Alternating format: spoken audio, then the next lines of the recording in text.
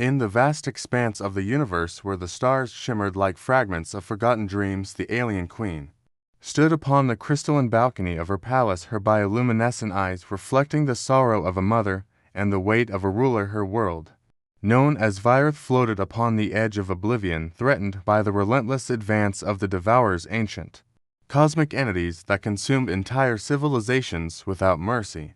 The queen named Zyra knew there was only one way to protect her people and her kingdom. She had seen the prophecies etched into the sacred obelisks long before she ascended to the throne. They spoke of a time when the only salvation would lie in the hands of one, not of their kind, a being from the distant blue planet known as Earth. Her daughter Lyra, barely past her first century of life, still a child by Virithian standards, yet carrying the fate of their empire within her delicate hands. Zyra had scoured the galaxies, searching for the one who could safeguard Lyra and raise her far from the tendrils of the Devourers. She had studied the humans through their transmissions, their wars, their triumphs, their endless thirst for discovery and destruction. She had found one who bore the mark of destiny, an earthborn warrior named Elias Kane, a man haunted by his past, a soldier disillusioned by the conflicts of his people, yet yearning for a purpose beyond battle. She arrived upon his world cloaked in shadows, stepping through the veil between dimensions, to find him alone amidst the ruins of a battlefield where he had fought and lost too many. She reached out, her presence filling the air like an unspoken promise, her voice weaving into his mind. As she extended her hands, a child with eyes like twin nebulae standing beside her.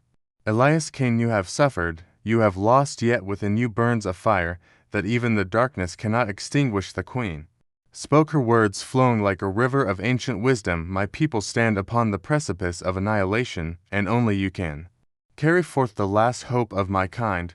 She motioned to the child, her small fingers grasping at the fabric of reality itself. She is Lyra, heir to the throne of Virith, and if she remains upon my world, she will perish before she can fulfill her destiny. Elias stared at them both, his mind a storm of doubt and disbelief. He had seen death, he had seen war, he had seen the cruelty of men and the indifference of the stars, yet before him stood a mother ready to surrender her own blood to a stranger because she believed in something greater than herself.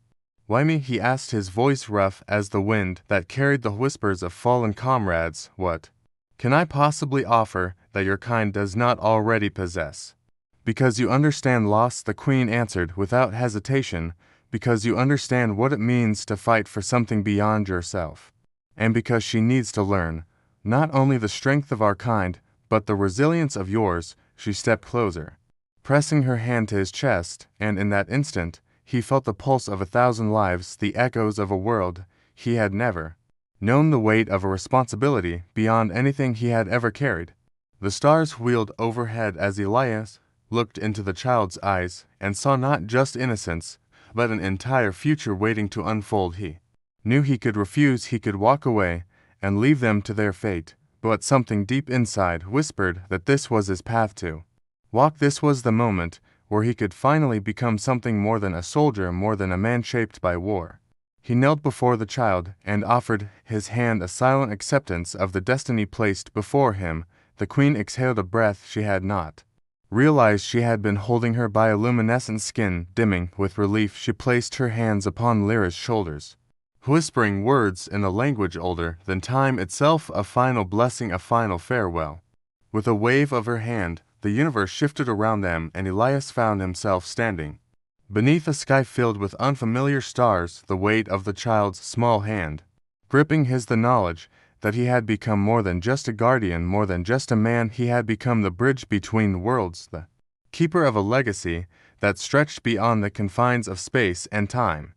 And as the shadows of war loomed across the galaxy, as the Devourers cast their gaze upon distant worlds, he knew that this was only the beginning. Years passed, and Lyra grew under the care of Elias, learning the ways of both her people and his. She was unlike any being the universe had ever known, a fusion of two species carrying the wisdom of the Virithians and the indomitable will of humanity. Elias trained her as a warrior, but also as a leader, knowing that one day she would have to return and reclaim her throne. The Devourers did not forget. They scoured the stars, seeking the lost heir of Virith, their endless hunger driving them to worlds that crumbled in their wake. Elias and Lyra became wanderers, moving from one world to another, always staying ahead, always preparing for the final battle.